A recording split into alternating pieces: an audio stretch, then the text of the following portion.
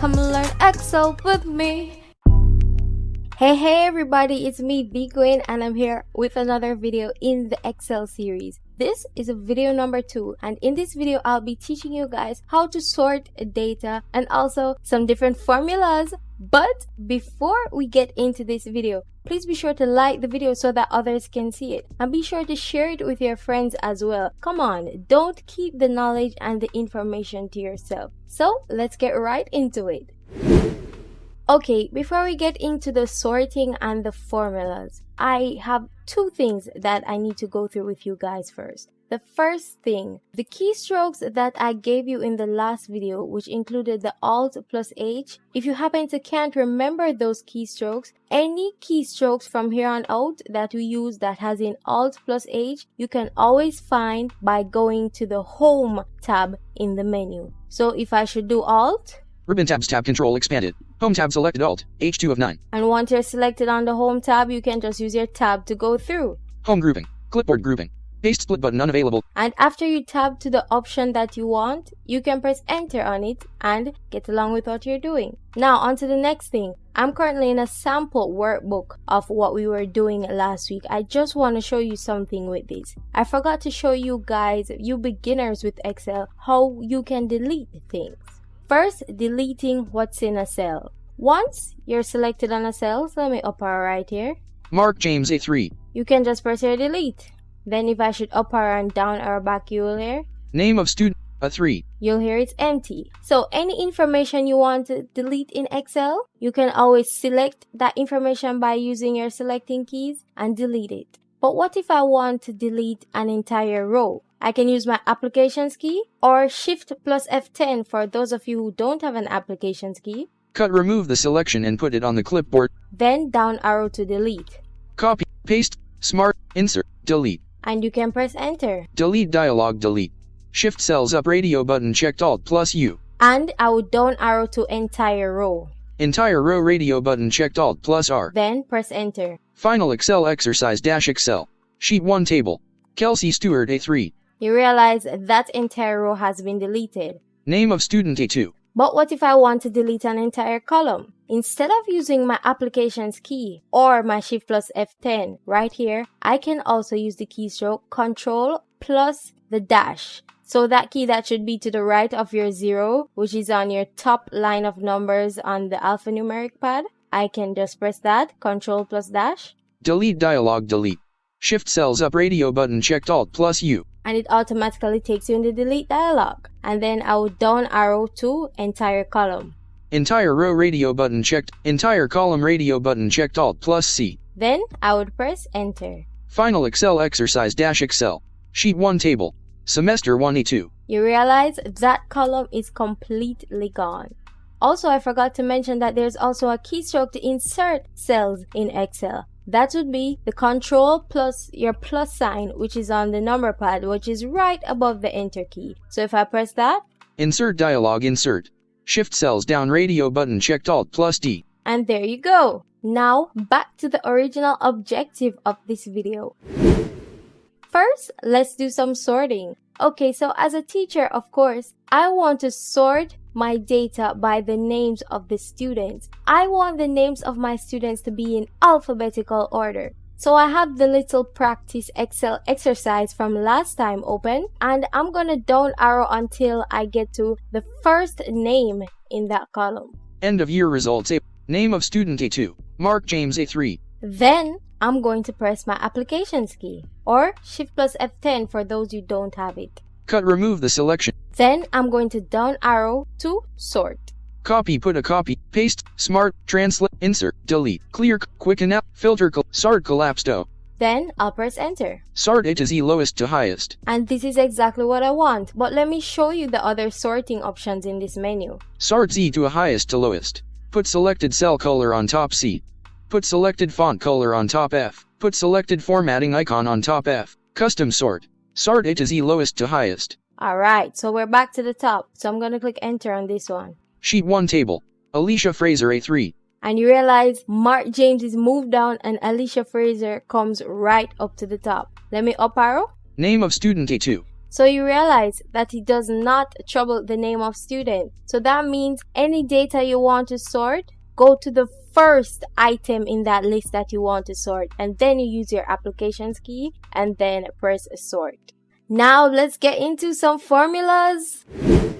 Okay, so the first thing we want to calculate on this sheet is the student's final average. So let's go over to that column. Semester 1 B2, Semester 2, final average D2. By the way, one thing I must note when you sort, just like how you saw Mark James go down and Alicia Fraser was brought to the top, her grades will be brought with her as well. So you wouldn't have to go back and fix anything else. Automatically, everything that is in the row with that record will be moved with it as well. So let me go down to the first cell in this average column. D3 Alicia Fraser. Alright, so it's telling me that it's Alicia Fraser's row. That's why we love the row header's keystroke. Alright, so the F2 key that allows you to edit a cell will be your best friend when using formulas in Excel. Another thing before we get into formulas, I want to define something to you called an absolute cell reference. When doing some of your formulas in Excel, you might sometimes need to use something called an absolute cell reference. Actually, we'll get into that a little later on. First, let me explain how this works. In Excel, to do a formula, first go into the cell in which you want the formula to appear. Then type equals, because all Excel formulas begin with an equal sign. Then type a cell address, then a mathematical operation, and then another cell address. Then you can just click enter when you're finished.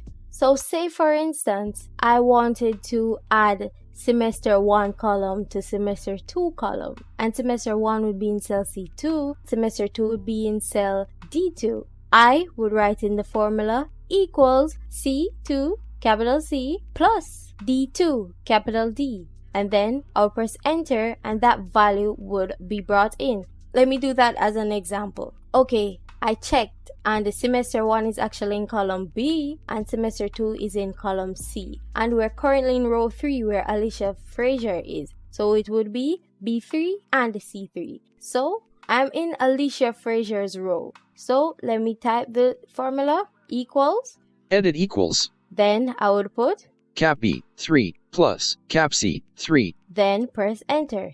D4 Bob Thomas. And you realize it shifts me down into the next cell after I press enter, but if I go up back you will see 87 has formula D3 Alicia Fraser. And let's look at the numbers and check that out for ourselves. 50 C3 semester 2, 37 B3 semester 1. And 37 plus 50 is equal to 87. 87 has formula D3 final average. Now that was just an example, so let me delete this.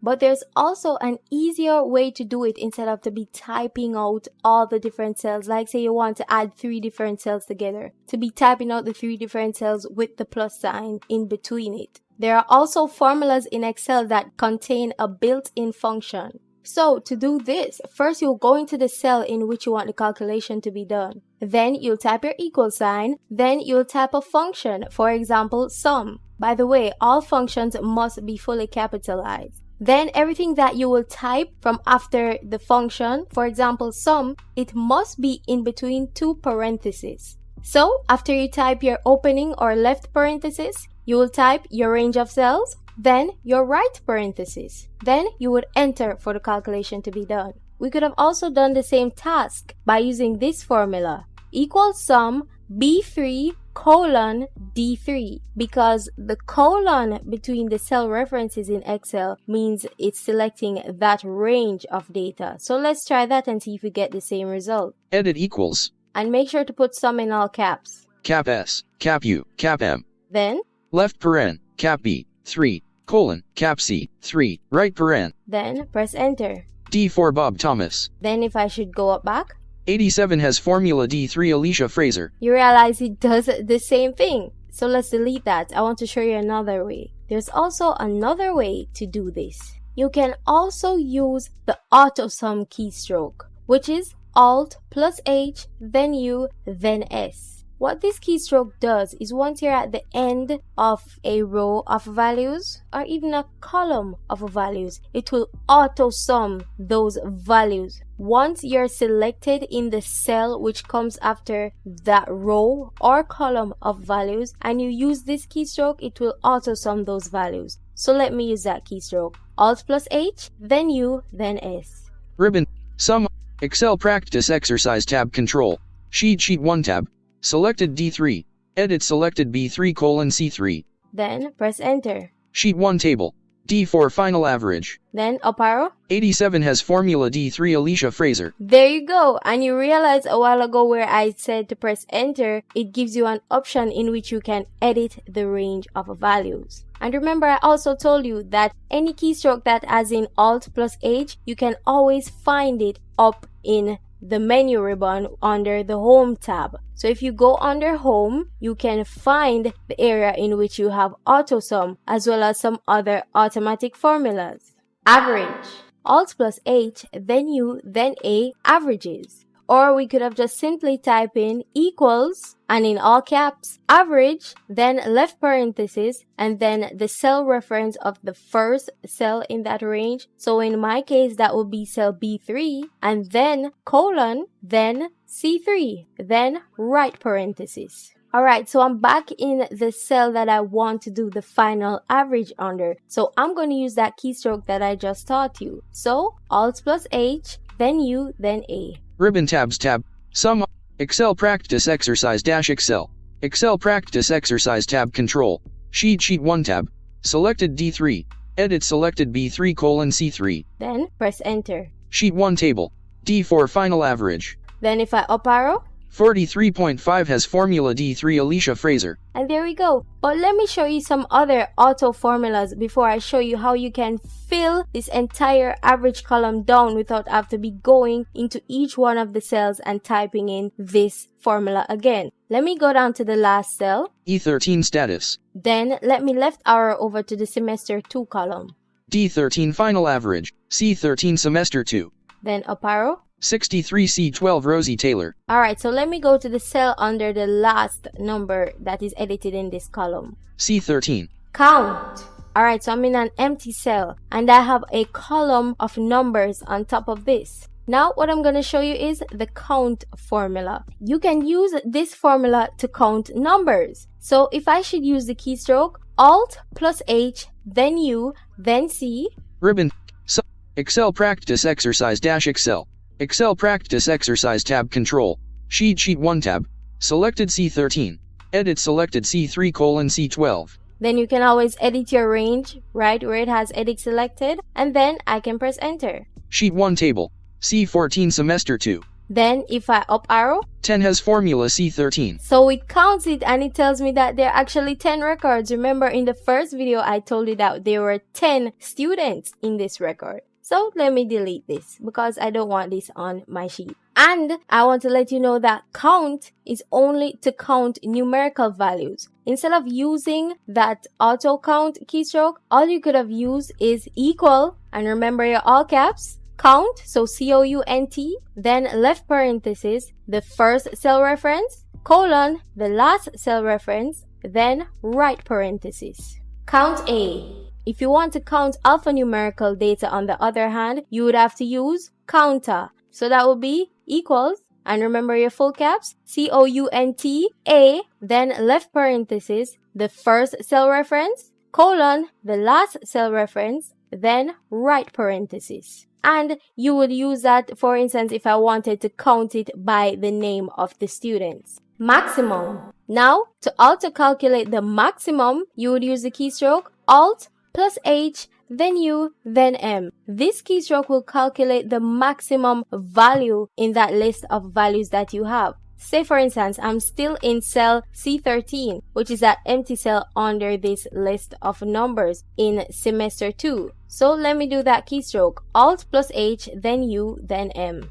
Ribbon. Excel Practice Exercise tab Control. Sheet 1 tab. Selected C13. Edit selected C3:C12. Then press enter. Sheet 1 table. C14 semester 2. Then up arrow. 96 has formula C13. So what this does is give me the maximum value that's in this list of numbers. Let me delete this and let me up arrow through this column to show you that there's actually a 96 up there and it's the biggest number. 63, 76, 66, 88, 70, 94, 70, 81, 96C, 50C, semester 2C2. And there we go. Similarly, just like the other formulas, to do the maximum formula, it will be equal, full caps, MAX, then left parenthesis, the first cell reference, colon, the last cell reference, then right parenthesis. Minimum. Now, the keystroke to do an auto minimum is Alt plus H, then U, then I. And this will give you the minimum value of the list of the range that you have selected. So it's opposite to the maximum formula. And if you wanted to type it in, it will be equals, full caps, MIN, then left parenthesis, the first cell reference, colon, the last cell reference, then right parenthesis. Now, so those are all the keystrokes for all the auto formulas that we have. But let me show you how we can fill this average that we have up here. Final average D2. 43.5 has formula D3 Alicia Fraser. Okay, so we calculated Alicia Fraser's average. But remember, we want to calculate the average of the other students as well. How do we do that without having to be going into each cell and putting in the formula again? Well, there is a quick way to do it. First, I want you to go into the cell that has the formula in it. Then select starting from that cell down to the last cell in that column which has a student record in it. So remember, I have 10 names in here. And in row 1, I have my table name, our table header. And in row 2, I have my column headers. So therefore, there will be 12 rows with data. So that means that I know that D12 is where I have my last record in it. So now you can use your shift plus down arrow keystroke to select until you reach to that last row with a record in it. In my case, that is cell D12.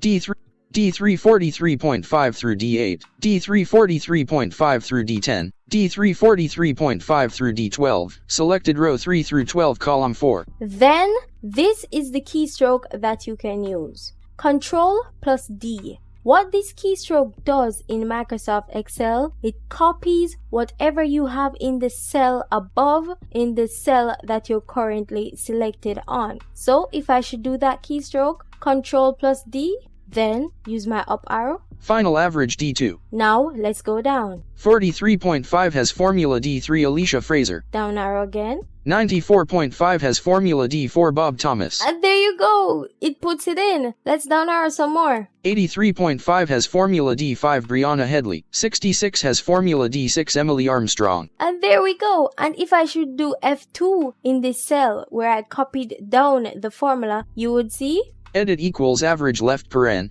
B6 colon C6 right paren. There we go. So it automatically does that. So let me escape out of here. 66 has formula D. And let me note this to you. What if instead of filling down the formula in a column, you wanted to fill it in a row? You would select first the cell which already had that formula in it, and then you would use your shift plus your right arrow to select the cells that are beside it that you want to fill that formula in. And then you would use your keystroke Control plus R, which fills anything that you have in the cell to the left into the cells to the right of it.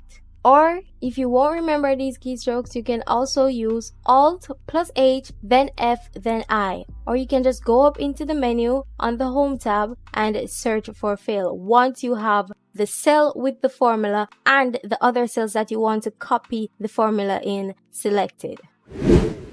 Also, some other keystrokes that are good to know. I quickly switch over to another Excel document where I have a cell with a formula in it that has a lot of decimal points in it. 63.636 has formula B15 last line name. Once selected on the cell, if I want to decrease the amount of decimal points, because what if I don't want a lot of numbers behind the decimal point? A quick keystroke to do so to decrease the number of decimal points is Alt plus H, then 9. So let's hear the number that's in here first. 63.636 has formula B15 last line name. So it ends with 6. So let me do that keystroke. Alt plus H, then 9. Ribbon tabs tab control expanded. 9. Sheet 1 table. 63.64 has formula B15. You realize it cuts it down to 63.64. And on the other hand, if I wanted to increase the number of decimal places, I could have used the keystroke Alt plus H then 0. So let's do that. Ribbon tabs tab 0. Sheet 1 table. 63.636 has formula B15. And you see, it's back to its original place. Now I'm going to close this Excel sheet and get back to the one that we were on. Okay, I remember I was talking to you guys before about an absolute reference. So an absolute reference now is when you're making a formula and you want to tell Excel or tell the formula that you don't want the value in that cell to be changed, you will make it in what we call an absolute reference, an absolute cell reference. Say for instance, I had a list of a name of students and I have a list of their scores. So say the total marks is 20. I have a list of how much they got out of 20. So a person would have 9, a person would have 4, a person would have 6. Then I would have a separate table, like a table down at the bottom by itself, where I have a cell that says total amount of marks and probably the value beside it that says 20. Now, if I should have a column beside those list of numbers where I want to put what the percentage of those students was, I would want to create a formula in which it would be the cell with their grade in it